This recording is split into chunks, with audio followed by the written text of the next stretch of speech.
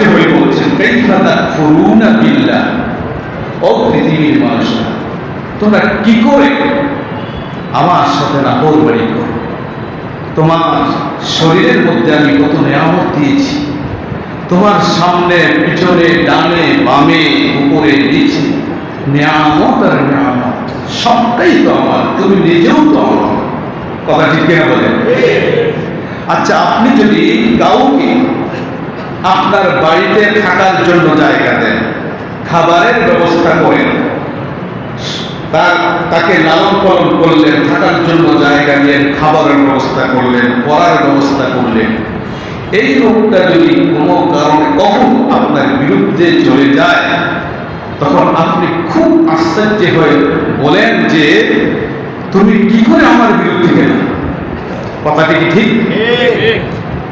ঠিক তখন আল্লাহ তাআলা হাজারো লাখো কোটি নিয়ামত দিয়ে দেওয়ার পর যখন বান্দা আল্লাহকে ভুলে যায়, আল্লাহর সাথে কুফরি করে, আল্লাহর নাফরমানি করে, তখন আল্লাহ তাআলা খুব আশ্চর্য হয়ে আল্লাহ তাআলা এই কথাটা বলেন, কাইফা তাকফুরুনা বিল্লাহ, ও বান্দা কিভাবে তুমি আমার নাফরমানি করো?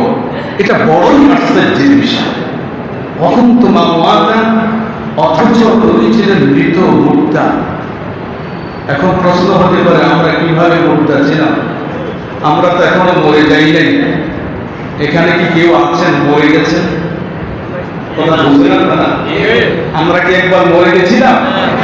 তো আল্লাহ যেখানে বলছেন তোমরা মুর্দা ছিলে, মৃত ছিলে, মৃত থেকে আমি চিন্তা করছি, এটা বোঝার জন্য একটু পিছনে যেতে হবে। আল্লাহ তাআলা সূরা তাহরিম প্রথম আয়াত আল্লাহ বলছেন, হাল আতা আলাল ইনসানি হিনুম মিনাদ দাহরি লাম ইয়াকুন শাইআম মাযকুরা। আল্লাহ বলছেন, ও বান্দারে, তোমার জীবনে এমন একটা সময় অতিবাহিত হয়েছে যখন তোমাকে দুনিয়ার কেউ চিনত না, জানত না, বুঝত না। লাম ইয়াকুন শাইআম মাযকুরা, তুমি কোনো আলোচনার বস্তুই ছিলে না। তুমি কোনো আলোচনার বস্তু ছিলে না। তুমি কিভাবে সৃষ্টি করবে? লম্বা চড়া আলোচনা করা যাবে না, সংক্ষিপ্ত কথা। দেখেন,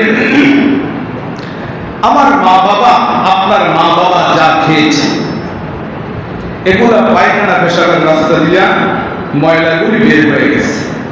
এর থেকে নিষ্পেষণ হয়ে যে জিনিসটা তৈরি হয়েছে, এটার নাম কি? ব্লাড।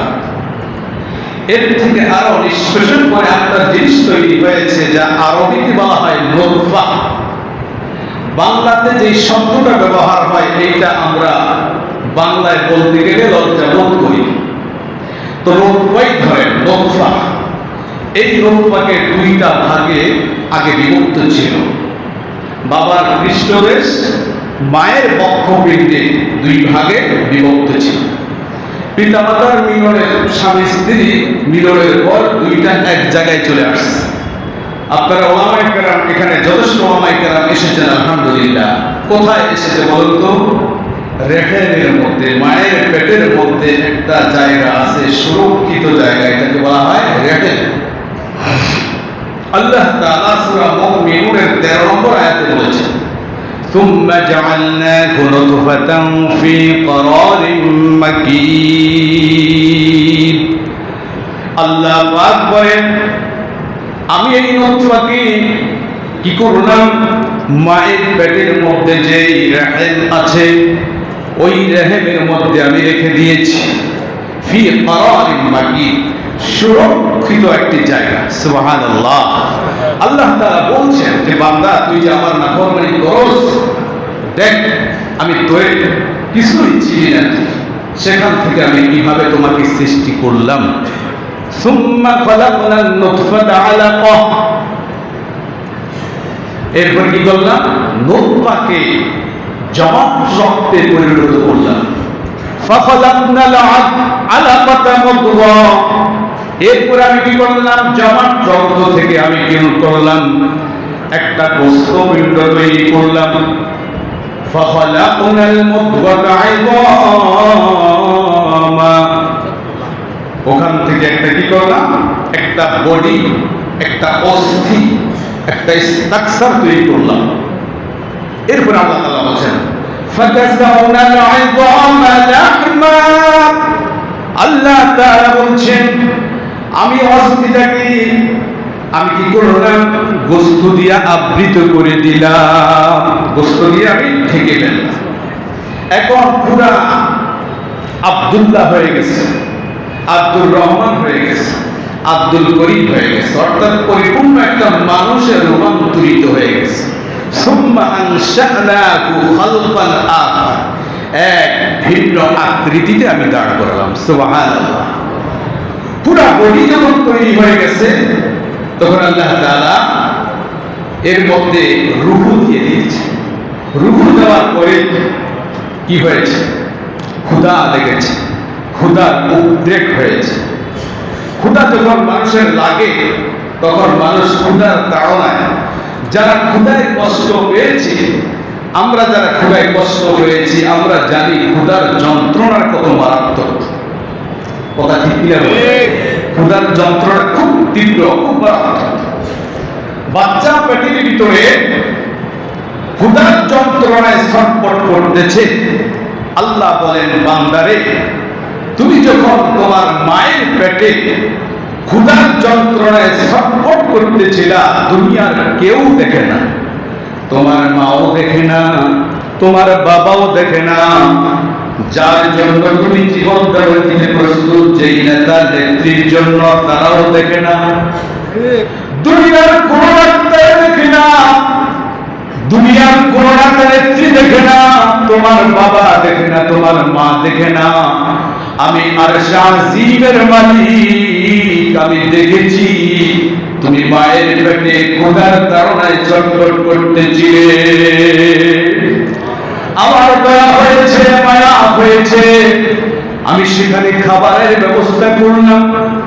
মায়ের পেটে তুমি কি খাবে, কি খায়া তুমি তোমার পেটটা ভর্তি করবে?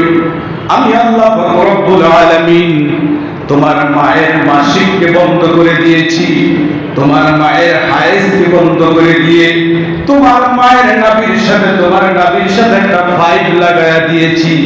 পাইপ দিয়া তোমার মায়ের মাসিকের রক্ত তোমার পেটে নিয়া তোমাকে খাওয়াইয়া তোমাকে আমি মায়ের পেটে বাঁচিয়েছি। এরে বান্দা, কি করে আমার নাফরমানি করস? ও নাফরমান, কি করে তুই আমার সাথে গাদ্দারি করস?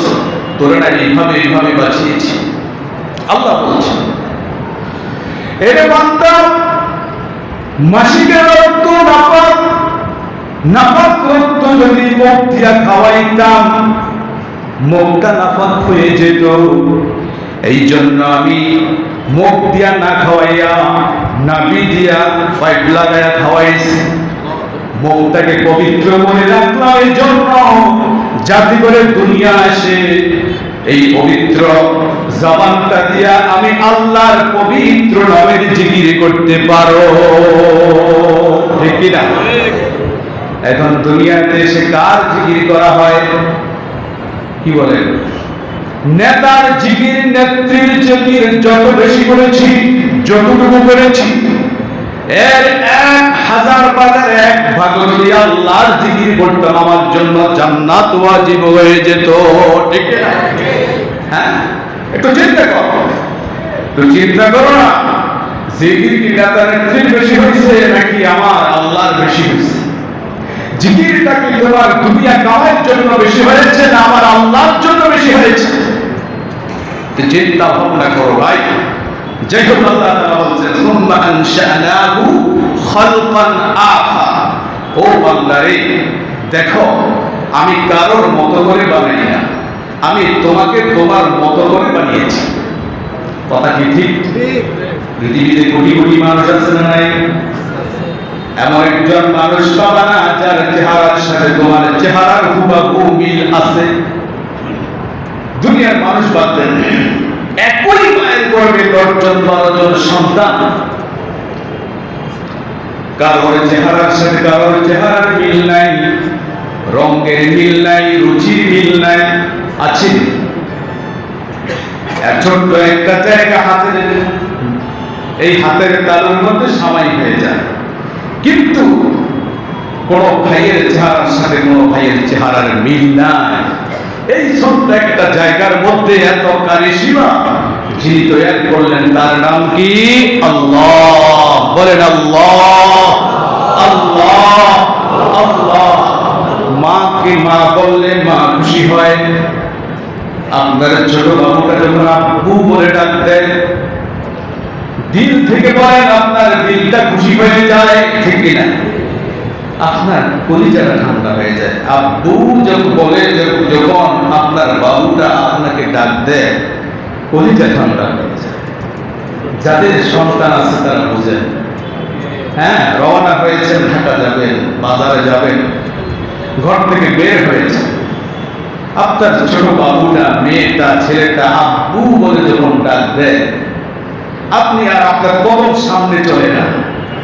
যতই আপনার গাড়া থাকুক, আপনি আপনার বাবুটার একটু আদর না করে আপনি আর বের হন না।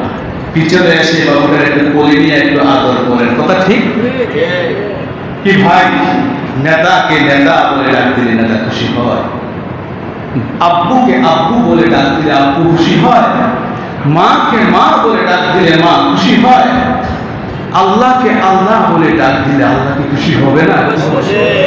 আল্লামা কাসেম নানতুবি রাহমাতুল্লাহ আলাইহি বলেন, আমি আল্লাহকে যখন ডাকি, আমি আল্লাহকে যখন ডাকি, সাথে সাথে মনে হয় আমার মুখটা খাঁটি মধু দিয়ে ভরে যায়। আবার যখন আল্লাহ বলে ডাক দেই, আবার মনে হয় যেন আমার মুখটা মধু দিয়ে ভরে যায়। আমার ছাত্ররা জিজ্ঞেস করে, হুজুর আপনি জিকির করেন আর কি যেন গিলে গিলে খান, কি খান জিকিরের মধ্যে? তখন আল্লামা কাসেম নানতুবি রাহমাতুল্লাহ আলাইহি বলতেন, বাবা তোমরা জিকির করে কি মজা পাও না পাও আমি জানি না, বুঝি না, তবে যখন আল্লাহ বলে ডাক দেই, সাথে সাথে খাঁটি মধু দিয়ে আমার মুখটা ভরে যায়।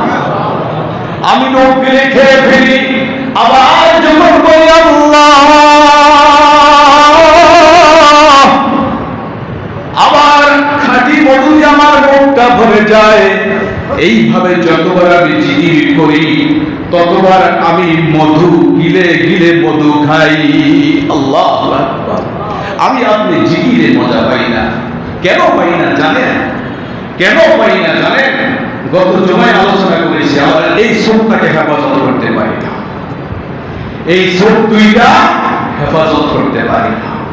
যতদিন আল্লাহর কসম, আল্লাহর কসম, আল্লাহর কসম করে বলছি, আপনি যতদিন এই দুইটা চোখকে হেফাজত করতে না পারবেন, না পাবেন জিকিরে মজা, না পাবেন সেজদায় মজা, না পাবেন তেলাওয়াতে মজা, কোন ইবাদতে কোনো মজা আসবে না। শুধু সোবাটা সাবাইবেন, সোবা, এটার ভিতরের যে মজা এটা আসবে না।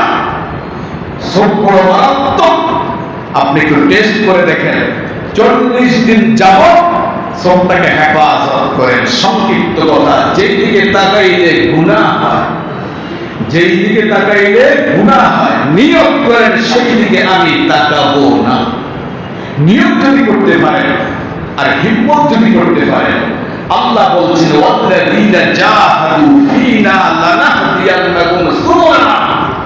মুফাসসিরিনে কেরাম তাফসীর করেন, আমার কোন বান্দা যদি আমার পথে চলার জন্য, আমার পথে চলার জন্য পা বাড়ায়, কদম বাড়ায়, আমি আল্লাহ তাকে আমার কুদরতি হাত দিয়া, আমার পথে তার কুদরতি হাত দিয়া চলার জন্য সহযোগিতা করি। বলেন সুবহানাল্লাহ। এই জন্য ভাই, এই চোখ থেকে হেফাজত করতে হবে।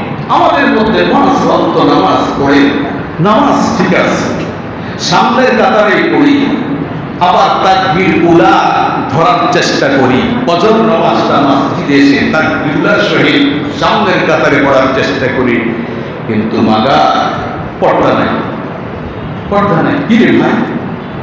আল্লাহ কোরআনে পর্দার কথা বলেছেন, পর্দা ফরজ করেছেন, আপনি নফল বানালেন কেন? নফল বানানোর কে অধিকার দিয়েছেন? আল্লাহ মাফ করুন, এমন লোক আছে সমাজে, পর্দা আবার কিসে? মনের পর্দাই তো বড় পর্দা। নাউজুবিল্লাহ বলে।